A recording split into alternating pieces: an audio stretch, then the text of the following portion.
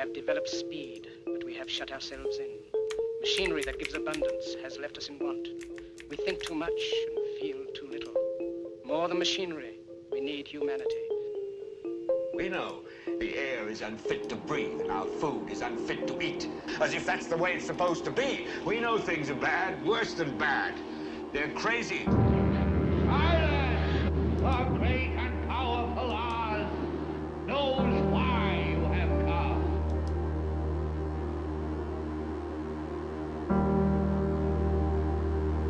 You've got to say, I'm a human being. God damn it! My life has value. You have meddled with the primal forces of nature.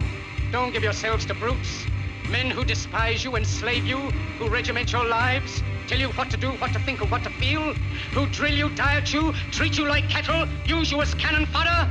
Don't give yourselves to these unnatural men with machine minds and machine hearts.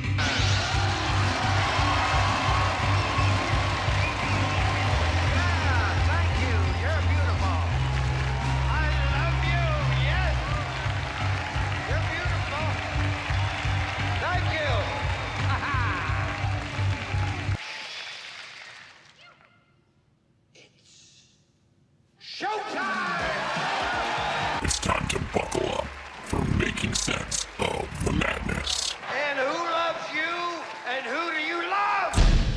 Hey everybody, Jason Bermas here, and today we are going to be talking quantum computing, hope, hell, or hype. Probably a bit of each, right? Because when we're talking about technologies, there is that double-edged sword conundrum. However, when I talk quantum computing, I often talk about the fact that, number one, this idea that quantum computing and quantum mechanics is accessing infinite universes, the multiverse, if you will, that is just as real as you and I, and producing, quote unquote, you and I in a multitude, an infinite, if you will, type of manner. I certainly do not buy into that. And honestly, that was really one of the high points of my last discussion with Dr. Robert Malone and his wife, when he talked about NASA and their push of this multiverse theory via quantum computing. And a lot of people do not understand how deeply involved NASA is in quantum computing and artificial intelligence. And as we're going to show you in this video, number one, we have talked about the balloon programs with NASA. I just want to be extremely clear about that. We've shown you, they have a multitude of websites where you see these large-scale balloons that are taking up satellite equipment that are below low Earth orbit. 100%. That's a real thing. A lot of people point out that NASA is the largest consumer of quote-unquote helium.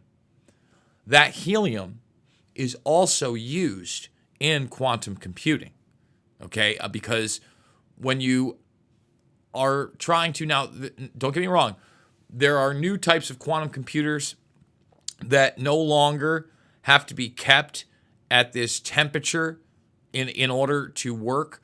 But I would argue whatever we're seeing and is going to be becoming commercialized is a small microcosm, if you will, of the technology that has already been developed.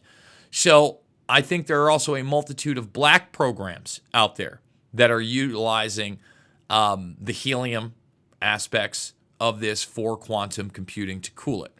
So there's actually quite a few stories that we're going to get into before we do this watch along with a CNBC piece that recently came out asking the question, when are we going to have a viable quantum computer? And the first story that we're going to focus on when we get into all this is, what does that mean for the blockchain? I have since the Bitcoin inception. And remember, we're relatively new. Bitcoin, it's just about to get its driver's license, if you will, in this country. Like it just around 16 years old or so. It's a teenager. I've always said if something is digital, there will be a quote-unquote way to hack it eventually. Now, with the largest supercomputers, that may not have been possible. But with cryptography, quantum cryptography, that may in fact be a real thing. And can you imagine the type of economic crisis that would occur? And it would be a large-scale one even now. Forget about 5-10 years in the future when more and more nation states adopt Bitcoin, because it's happening at a rapid pace. Now, remember, there are other competitors out there. There's a multitude of different technologies via the blockchain. Think about how many quote-unquote tokens run on the Ethereum network. All right? And if you actually have a viable quantum computer that can actually decrypt these things, and that's up in the air too. I'm a dummy. I don't know if that's real or not. But there's a new bounty out there. And I'm going to also talk about the paradox of that bounty, because right now there's a bounty to get into the cryptography of Bitcoin, and the prize is quote-unquote 1 Bitcoin. Now, it seems to me that they're doing this as a way to create security, right? Like, while you have quantum cryptography that's going to decrypt, you also have quantum encryption that maybe this blockchain technology can move to. I guess we're going to see. It's all up in the air. We're also going to be talking about a new CERN-like facility that is much larger. One of those was actually announced almost a decade ago in 2017, and so much more. I want to remind everybody, I need your support. 50 people watching over on the YouTube, and it's not even 20 likes. Let's get the likes up. And if you can, $5, $10, $15. It absolutely means the world to me. No voter ID. Athene, I am that Paula, Tammy, and Debbie, thank you so much for supporting the broadcast. Also, give me a follow over on X.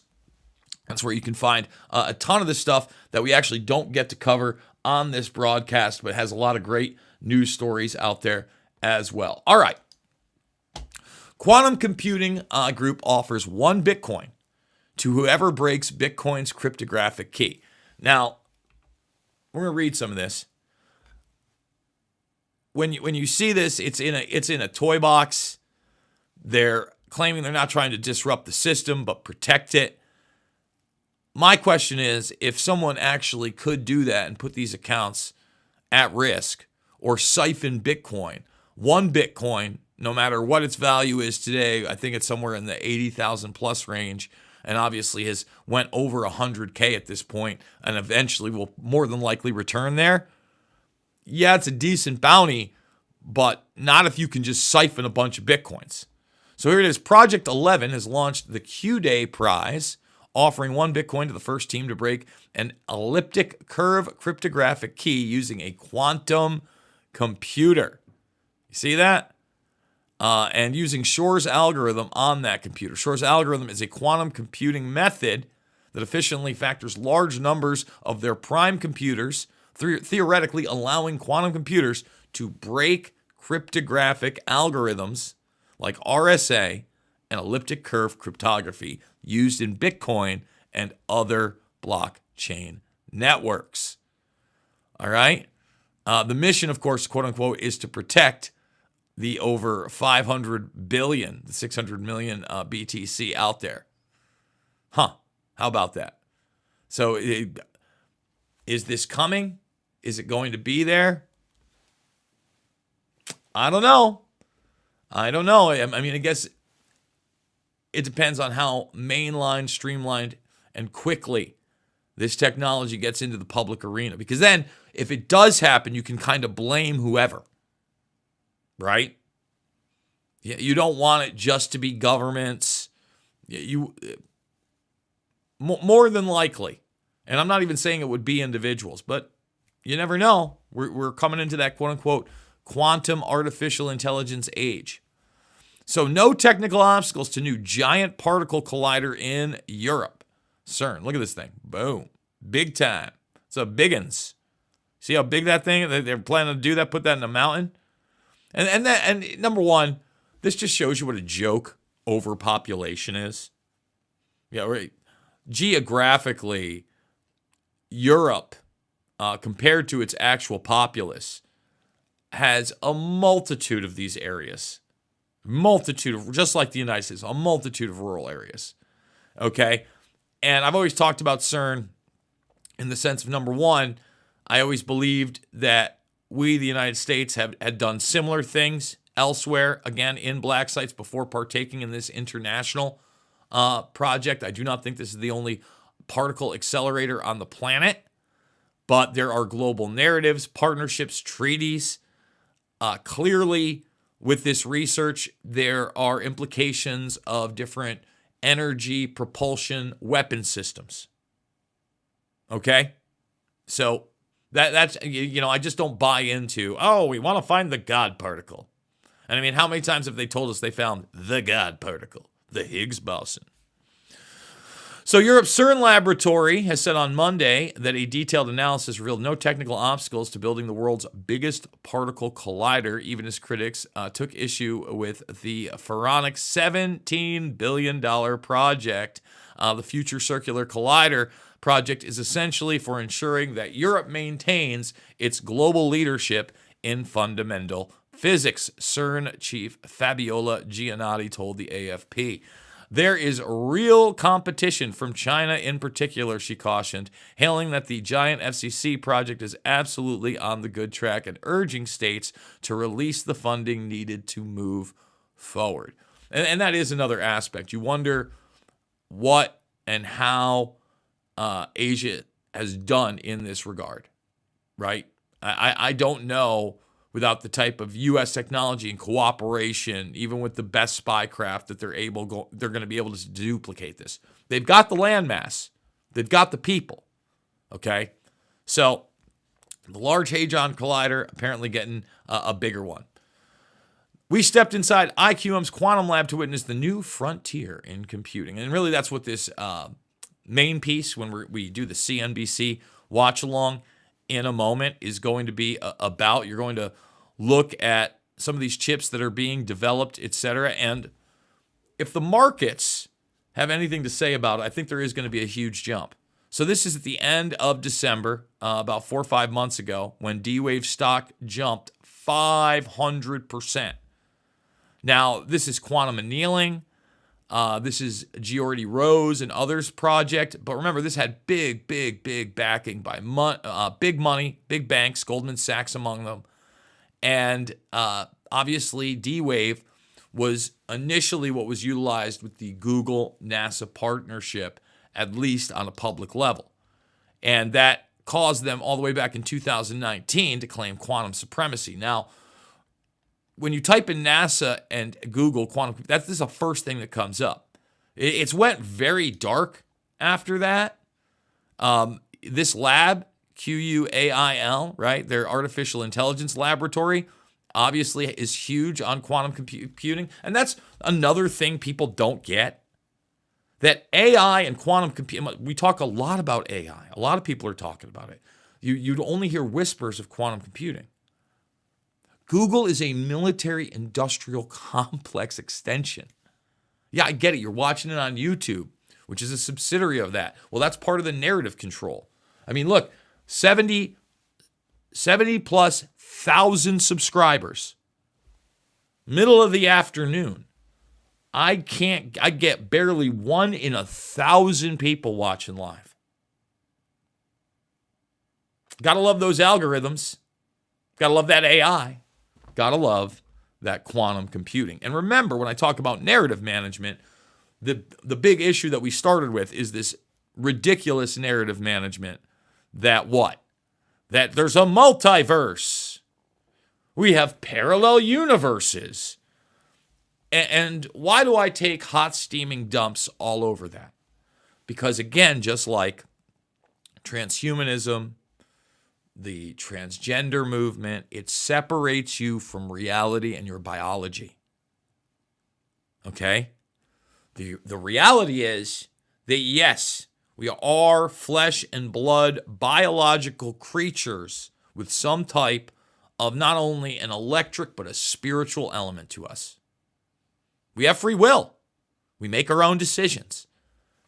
When you get into the multiverse, free will isn't really a thing because everything happens. And they are trying to degrade you, not just from the multiverse, but into a metaverse of ones and zeros. And I know that's hard for people to comprehend, and I get it. It's fun to watch Marvel movies, and, this science fiction shtick has been around since I'm a kid, and it's fast. Oh, I get to go to the parallel universe where everything's a little bit different, And I love Rick and Morty. It's a great show. It's got some really deep, heavy political and quote-unquote spiritual thought in it, right? I get it. I get where people are coming from on that. But it's not real. Okay? It's not real. That's fiction. That's fables. And they're trying to, again, extend that non-reality into reality so they can subvert what we are and what we should be concentrating on. That we can and do great things. That we are, in fact, powerful. That if we want to and we think and work hard enough, we can manifest great things, such as quantum computers. I know, it's a whole paradox. All right. Once again, guys, thumbs it up, subscribe, and share.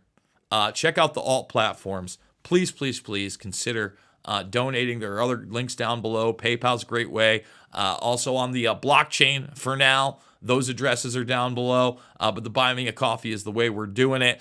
Let's get into it. Let's find out from CNBC when they think we will have a viable commercial quantum computer. This is a chip manufacturing tool. This is the biggest molecular beam epitaxy tool in the world, as far as we know. And this tool is making a very special material that we need to realize any kind of useful quantum computer. California-based startup PsiQuantum is one of the many companies working to make large-scale quantum computing a reality. We are inside the Stanford Linear Accelerator cryo plant that makes liquid helium, and PsiQuantum is using a little bit of that helium, and what we do is we load chips into this cabinet to cool those chips to very low temperature. So this is minus 270 degrees Celsius. It's about 2.3 Kelvin base temperature, which is the same temperature as deep space. So let's just stop right there. Number one, that's the helium I was talking about. So essential in quantum computing. But I want to go back to the very first statement that you heard. This is the largest facility that we know of. Clearly, black projects, black programs, quantum computing is much farther along than we know. And so is, of course, artificial intelligence. This is the commercialized view. This is where they take the technology they've worked on for a very, very long time. They start putting it into the public arena and letting these private companies explore on it and sometimes expand on what it could do under the conditions and circumstances in those black projects. Quantum computers promise to solve problems that are impossible for traditional computers, with the potential to transform entire sectors, including material science, pharmaceutical research, and financial services. Investors have also been bullish about the technology's future, with some quantum computing stocks rallying over 1,000% in 2024. If investors are looking for the next big jackpot, it sounds like they're really focusing attention on quantum computing stocks. Excitement around quantum computing reached a fever pitch after Google announced its Willow quantum chip at the end of last year. By our best estimates, a calculation that takes Willow under 5 minutes would take the fastest supercomputer 10 to the 25 years, or a timescale way longer than the age of the universe. Again, when these things are said or put out there, and he says, by our estimations, okay, what does that exactly mean? And then they go into the timeline of the known universe. They don't know the timeline of the known universe. I'm sorry. There's just no measurement of radio waves, radiation, etc., in my opinion, that you get to say, yep, that's when the universe started. That's ridiculous. Okay? So already you have a little magic and hokum. Well, with these initial statements. I just have to put that out there. Since then, a slew of other announcements from other tech giants have sustained that hype around and investment in the technology. Microsoft announcing what it calls a quantum computer breakthrough with its new Mayowana 1 chip. Amazon jumping into the quantum computing race with its first chip. We're going to open a quantum research lab in Boston. It will likely be the most advanced accelerated computing hybrid quantum computing research lab in the world. Intel and IBM are also working to develop quantum technology, as are governments and numerous startups. The United Nations has even proclaimed 2025 as the International Year of Quantum Science. It's a new class of computation that I think can dramatically change most aspects of industry, commerce, and science. By some estimates, greater than $50 billion have been pledged to quantum technologies, of which quantum computing is one, by governments around the world. Despite massive advancements in the field in recent years, right now these quantum computers are not able to solve the big real-world problems. It's still more theoretical. CNBC visited one Silicon Valley startup to find out how close we are to having a useful quantum computer and spoke to experts about the major challenges this tech still faces as engineers work to transition it from lab experimentation to commercial viability.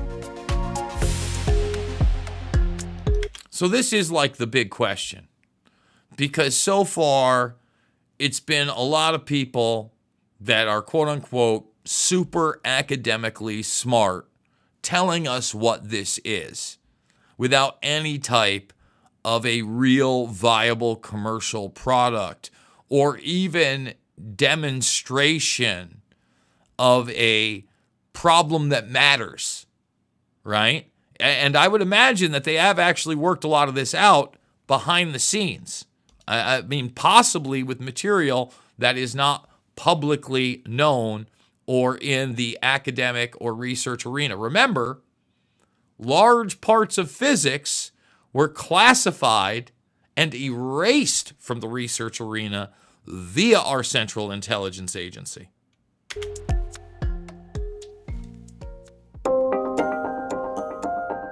The theory of quantum computing has been around since the 1980s, when physicists first suggested that quantum mechanics could be used for computation. By taking advantage of quantum physics, quantum computers are able to produce huge leaps in processing power and solve problems that conventional computers simply cannot manage. There are two really important special quantum mechanical properties that give quantum computers an advantage on classical computers in solving certain types of problems. The first is called superposition. The second is entanglement. Unlike classical computers, which store information in bits, with each bit representing either a 1 or a 0, quantum computers use quantum bits or qubits, which can exist in superposition of 1 and 0, meaning they hold multiple possibilities simultaneously. Qubits can also be entangled, where the state of one instantaneously affects the other, no matter the distance. These properties enable quantum computers to solve certain types of problems exponentially faster than classical systems. But what are those problems? Unlike classical computers, quantum computers can directly simulate that behavior. And that allows us to design things instead of just discover things. All our drugs, we've gone into the Amazon, we've pulled bark off trees, we've seen how many mice die, and we've tried to make an oncology drug just by guessing and trying to optimize around stuff we discover. But being able to design materials directly, to be able to design chemistry, drugs, catalysts, requires a tool where we can simulate nature, and quantum computers are the first ones that can actually do that. But again, no. First of all, how are they simulating nature? Give me an example of that. And you noticed the cancer fear card right out of the gates. That somehow, again, man has been just so damn primitive that when we go out into the jungle, right, and we go into the rainforests, Yes, we're much like Neanderthals. We're just guessing with our drugs. Now, we have a long history of utilizing these things for medicine. And then we have a multitude of ways to do diagnostics and take what would be a hypothesis and use the scientific method. Just pointing that out.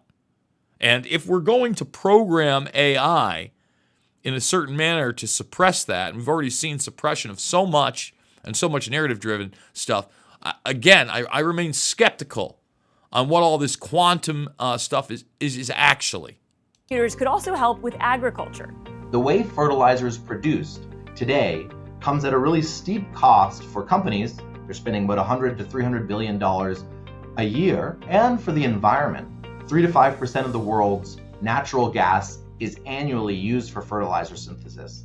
Scientists today know how to use computers in order to find a much more energy efficient alternative. The problem is it would take even the fastest supercomputer 800,000 years to simulate all the maze-like molecular interactions of the key catalyst. With a quantum computer, it could be less than 24 hours. Would it? Because then why not do it? And once again, when you look at these things and they're talking about climate and helping, have they been helping? Has there been a whole lot of help from the establishment in any of these in the field of health, in the field of well-being? And that's why not only I think is there a lot of hype surrounding it, the hope that's out there is to get people to embrace it so they can bring in their own hell. You know, you talk about these AI data centers, and these companies are talking about building mini nuclear facilities to power them. Why aren't there mini nuclear facilities to lower my power bill? To help with human beings? But quantum computers will not replace conventional computers for everything. Some sectors could benefit more from the technology than others. It won't replace AI. They are complementary technologies. Anything that is large data and small computation is not advantaged by a quantum machine. Optimization problems, physics problems, how we design fusion reactors, how we design superconductors, how we explore this incredible design space. Think of the most extraordinary applications. Analysts estimate that the 4 industries likely to see the earliest economic impact from quantum computing are mobility, chemicals, financial services, and life sciences, which stand to gain up to $2 trillion in value by 2035. And again, do I want these people messing with my food? If I had my way, we would be going back to heirloom seeds everywhere. Everywhere. The genetic modification that has been done to our food, and not only our food, but the biology surrounding our food at this point, for what's being sprayed, from what's being introduced as genetically modified organisms, aka mosquitoes at this point, is frightening. PsiQuantum says it's already working with a number of enterprise partners to experiment with potential use cases. We're working with a bunch of different companies. So Boehringer Ingelheim, for instance, a large European pharmaceutical company, Mercedes-Benz, Mitsubishi Chemical, and various other Fortune 500 companies as customers and partners. They're working with us today with the hope that a quantum computer will allow them to design drugs, materials, fuels, catalysts, and really give them a new level of mastery over chemistry and physics that they hope will give them a profound competitive advantage in these areas. Ironically, the same quantum properties that make quantum computers really good at processing complex problems also make the technology extremely difficult to work with. Unlike classical bits, which are physically stable and robust, qubits exist in highly delicate quantum states, and these states are easily perturbed by even the smallest interactions with the external environment, things like thermal noise, electromagnetic interference, vibrations, acoustic noise. The other challenge is that quantum superposition is ephemeral. So superposition allows qubits to represent multiple states at once, but maintaining this state requires precise isolation from the environment. Think of coherence as a way of keeping a quantum system stable so that it can run calculations. The whole difficulty of constructing a quantum computer is making something that, on the one hand, cannot interact with anything, right? On the other hand, you can control it. But controlling it means it's interacting with something, right? So it's like this very, very difficult engineering problem. Quantum companies have been experimenting with different quantum technologies, each with its own drawbacks and benefits. There are superconducting qubits, there are neutral atom qubits, there are trapped ion qubits, and then there are other qubits which you see a little bit less industrially. Google, IBM, Amazon, and Rigetti Computing are all betting on superconducting qubits, while Xanadu and PsiQuantum use photonic qubits. In February, Microsoft announced that it had created a quantum computing chip, Majorana 1. Before we get into Majorana 1, and we have covered this before, I want people to think about these competitions, if you will, like VHS and Beta, only we're not even down to the commercial level of that technology. You could even go back as far as closed and open circuit technology for electricity. And now look at our closed circuit system. It is totally dominated. Was it better than the open circuit system? That uses a new type of qubit known as a topological qubit. The technology required the creation of a new state of matter that could make quantum computers more resilient to noise and shorten the technology's development timeline from decades to years. The sensitivity of qubits to external environmental factors also makes quantum systems very prone to error. For many qubit technologies, managing this error has meant having to keep quantum chips at extremely low temperatures. The icon of quantum computing is the chandelier. That system is all about cooling these chips to very, very low temperatures. And so they have to run deep space temperature, liquid helium temperature, very, very cold. Errors are also mitigated through the use of special algorithms that allow experts to correct errors faster than the machine can make them. This is something Google demonstrated with its Willow chip. The Willow chip effectively operates below what's called the surface code threshold. Historically, when technology providers have added more qubits to the system, the overall system has a higher total error rate. What Google demonstrated is that with their error correcting code, adding more qubits to the system actually reduces the overall system error rate, and therefore there's a path to scaling with more and more qubits. Peter Barrett, whose venture capital firm is a major investor in PsiQuantum, says that while Google and the other tech giants have made huge strides in quantum technology, he believes quantum computers based on photonic qubits, like the ones used by PsiQuantum, are more practical to scale. So again, this is a big question. There also is the question, again, of the stuff that gets commercially viable, which who knows, maybe it's this photonic qubit, and the stuff that is utilized behind closed doors by the military-industrial complex. And there's probably a mix of both of those things. You certainly see, as they talked about, the heavy investments out there.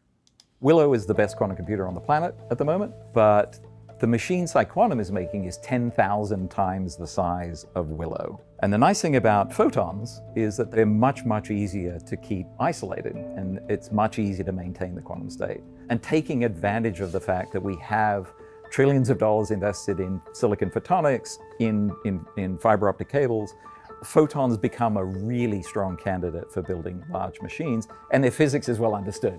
Part of that strategy, PsiQuantum is also moving away from the classic chandelier design of quantum computers in favor of a server rack design that you typically find in a data center. Generally, the approach that we have here at PsiQuantum is that as much as possible, we want to build the quantum computer like a conventional computer, as opposed to a science experiment. And so we use regular semiconductor fabs, pretty normal chips. We use packaging that would be familiar to somebody from the semiconductor industry. In February, PsiQuantum unveiled Omega, a quantum photonic chip that the company says contains all the components necessary to build utility-scale quantum computing. The chips are manufactured by New York-based Global Foundries. Now let me just stop it here for a second. Here we are, a little over halfway through the piece. And although they've explained the same thing that I've been talking about for a decade plus with the zeros and ones and superposition, entanglement, etc., and what that means or what people says it means, no one has shown a real-world use for this yet. Just not one real-world example. And I get it, the optimization problems.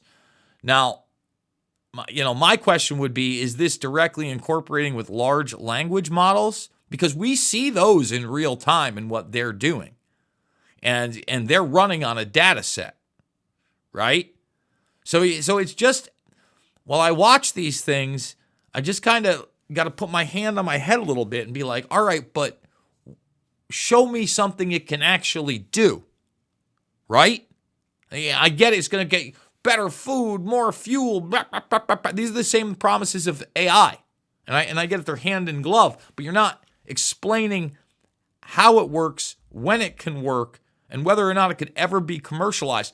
I mean, even in this facility where you have standardized and somewhat normalized systems that look and work in a more traditional manner, what does that mean for the homestead or even a business? Another major barrier to scaling quantum computers is the lack of a highly technical workforce needed to design, program, and run quantum systems. Currently, the talent pool is just far too small to meet the demands of the growing industry. One way to overcome this talent problem may be by using more computers and leaning on artificial intelligence. Already, we're using large language models. IBM, I think, was the first company to pioneer this in order to actually supplement developer knowledge bases and allow LLMs to program quantum computers, which I think will drastically alleviate the workforce upskilling challenge in quantum computing.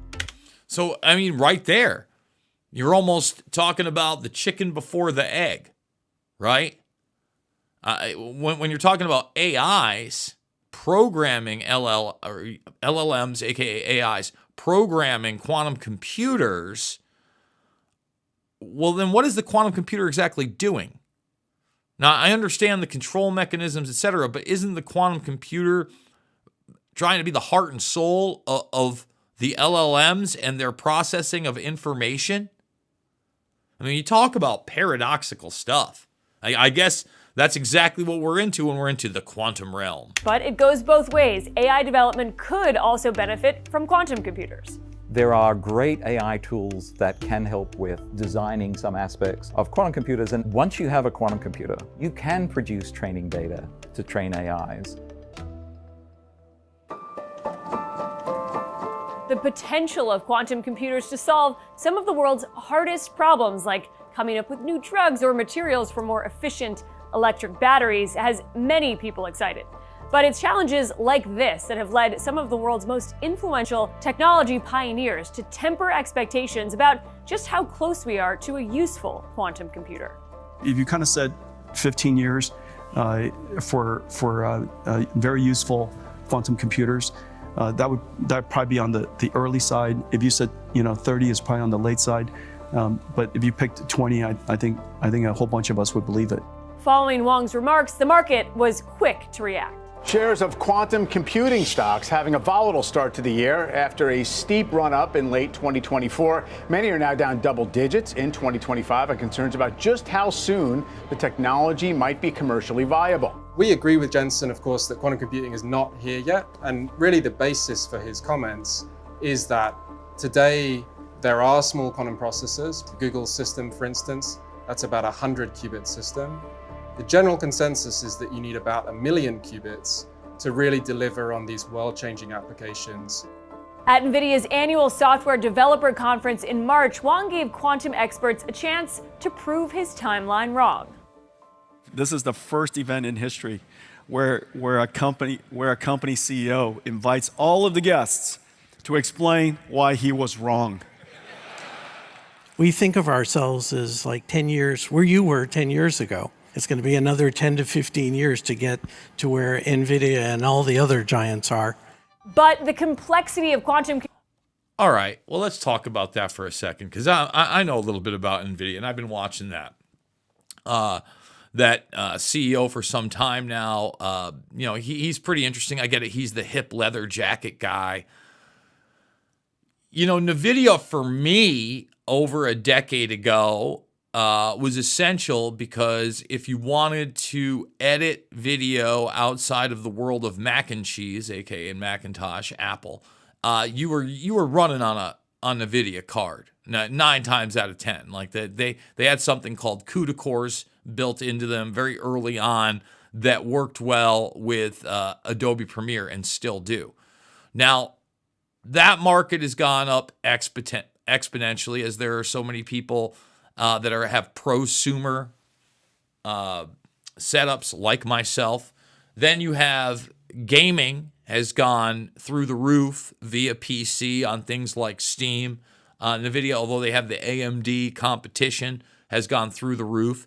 And then crypto mining, Bitcoin, was a huge push for that technology. And now we're getting integrated into actual artificial intelligence, the digital twinning of different types of facilities. So if you have a place that is producing, say, cars and automation, you are building that factory, if you will, virtually first, and they are running in tandem together, usually through a cloud server of NVIDIA technology. All right, let's continue on. By the way, thumbs it up, huh? We got over 100 watching. Can we get 75 thumbs up? We'd appreciate it. Computing has generated controversy around some of the achievements in the field.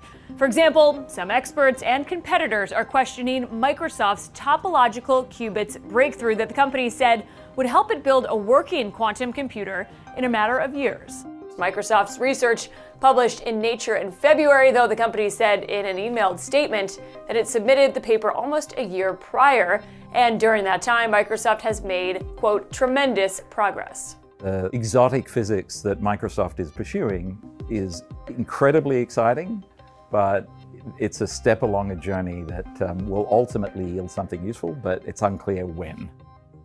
Microsoft said discourse and skepticism are part of the scientific process, and that additional data will be shared in the coming weeks. Although quantum computing may not be ready for prime time today, tangible progress is being made. I do think there are going to be results this year that hint towards real quantum utility for commercial applications. Technology that started off as a quantum computing modality is now being used to make ordinary MRI machines 100,000 times more sensitive and allow them to directly image cancer metabolism. Technologies to see 2 kilometers underground to find the critical minerals for the energy transformation, that's already happened. And then the prize of... So again, think about this. We talk about all of these quote-unquote rare earth minerals, but they're banking on powering it by the rare earth minerals that the AI and the quantum computers are going to find. Come on now. I mean, again, yes, I think that there is going to be an uptick in these rare earth minerals, just like lithium, and obviously batteries have gone through the roof. Gold, silver, both big semiconductors. We've seen what's happened to copper over the years, right?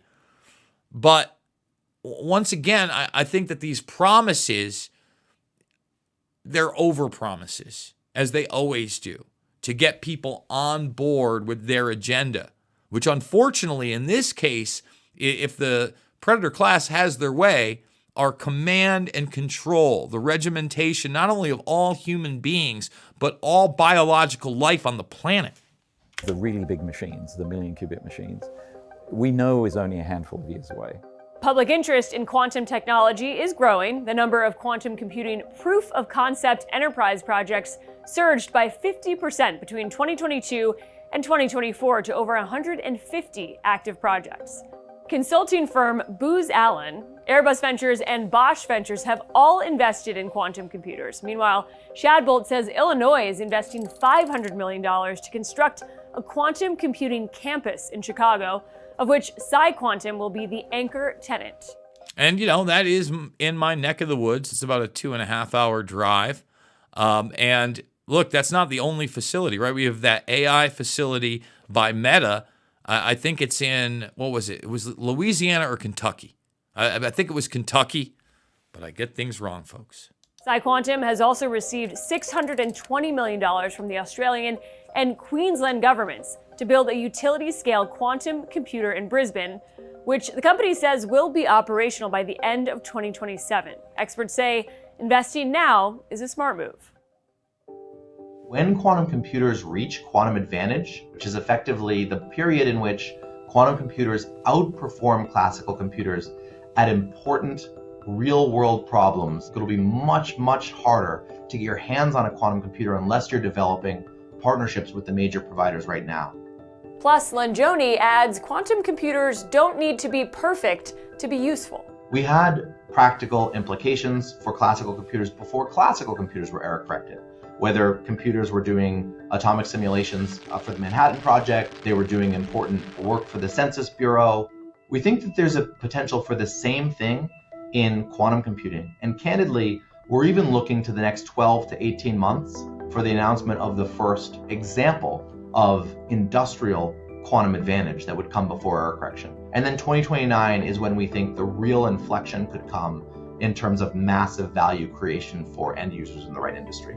Shad Bolt is also optimistic. You know, when I arrived in Silicon Valley 8 years ago, a lot of people, really serious technical people, told me that self-driving cars would never happen in my lifetime. Too complicated, too difficult. And of course, now every other car that we see in San Francisco is a Waymo. And so quantum computing has a similar sort of trajectory. What we're seeing now is a big leap to go from the small systems that we have today to the very, very large systems that are required for any kind of useful application. So there you go, folks. Quantum computers, what do you think? Hope, hype, or hell? Let me know in the comments section down below. Give me a thumbs up. Don't just comment in the live stream if you've been there. I do want to thank everybody that has watched this live. I want to encourage you to check out all the documentary films that are in the playlist section. Loose Change, Final Cut, Fabled Enemies, Shade the Motion Picture, and Invisible Empire, A New World Order Defined. Remember, the paid gigs are over. I cannot do it without you. Can't do it without you. $5, $10, $15. It means the world to me. I do want to thank all of you that have supported me. And also give me a follow over on X at Jason Bermas and over on the alt platforms. As always, it is not about left or right. It is always about right and wrong. I absolutely love you guys, and we will see you all on the flip side.